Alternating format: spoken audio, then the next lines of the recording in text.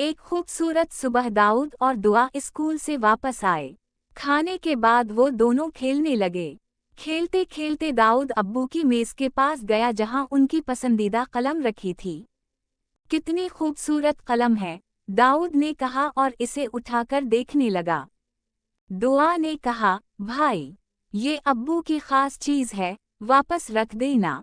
बस थोड़ी देर के लिए देख रहा हूँ, कुछ नहीं होगा, दाऊद ने जवाब दिया। लेकिन अचानक कलम जमीन पर गिर गई और इसका एक हिस्सा टूट गया। दाऊद का दिल जोर जोर से धड़कने लगा। वो घबरा गया, अब्बू नाराज होंगे, क्या करूं? दुआ ने नरमी से कहा, भाई, अम्मी कहती है जो बच्चा सच बोलता है, अल्लाह उसे पसंद करता है।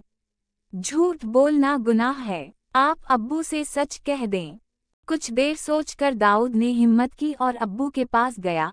अब्बू, मैंने आपकी कलम उठाई थी और वो गिरकर टूट गई। मुझे मुआफ़ कर दें, मैं आइंदा ऐसी गलती नहीं करूँगा।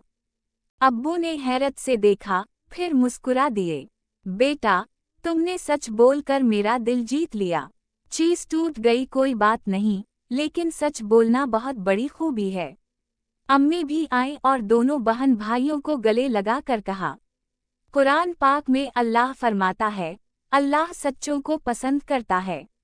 इस दिन से दाऊद और दुआ ने पक्का इरादा कर लिया कि हमेशा सच बोलेंगे।